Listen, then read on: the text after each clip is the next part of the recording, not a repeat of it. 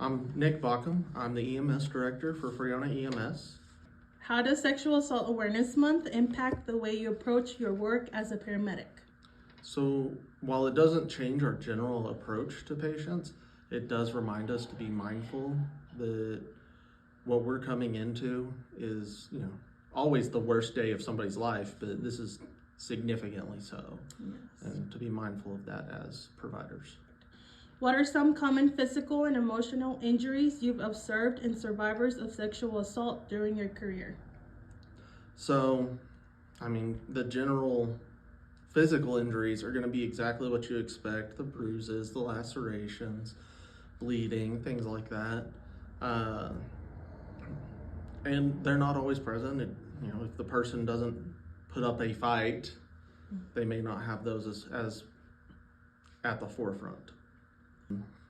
But the emotional injuries are very apparent. You see where somebody has lost control over their own life. Somebody has taken that control from them, and it affects them very deeply.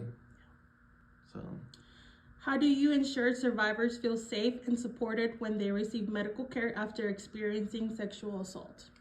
the biggest thing is back on the control. Let them be in control of the situation. Sometimes we get a little complacent and we're like, hey, I'm gonna take your blood pressure. Hey, I'm gonna do that. And with these patients, we kind of back off of that. Hey, would it be all right if I took your blood pressure, checked you out, looked at what's going on with you today? You want to have that more step back where the patient knows they are 100% in control. The patient is always 100% in control, but you want to make it more obvious to them and let them make the decisions.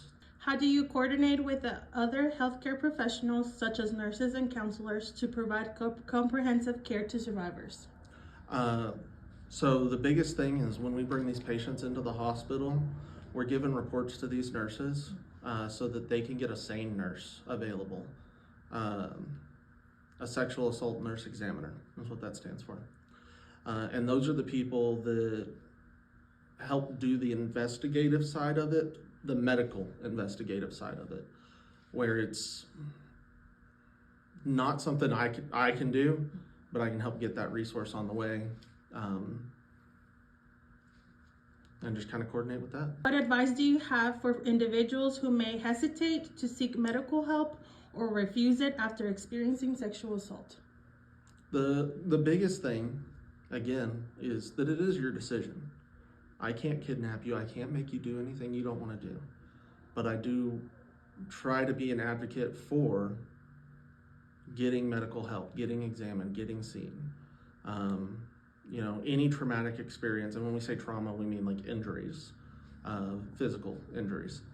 Anything that causes physical injuries, we really want people to go to get examined for, because it can cause things that you may not be able to see, you may not be able to feel right now. A rush of endorphins or whatever, pain receptors are blocked, and you may not realize how hurt you are or what's going on. And that's why we want people to go to the hospital and get examined. And then getting seen by that SANE nurse typically is like the first step to the resolution of taking action against the attacker. And some people don't want to do that, and that's but we want to be encouraging. We want to be supportive. We want them to make the best decision for them, and we hope that decision is to seek help.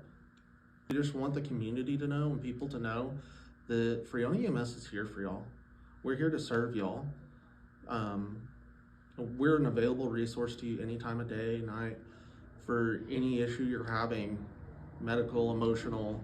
We'll come check on you. We'll come take your vital signs. We'll come and we'll help you get the help you need. And it's never a bother, and you're never using up our resources. Like we are here for this community, and so if something happens that you feel like you need help, you should call us.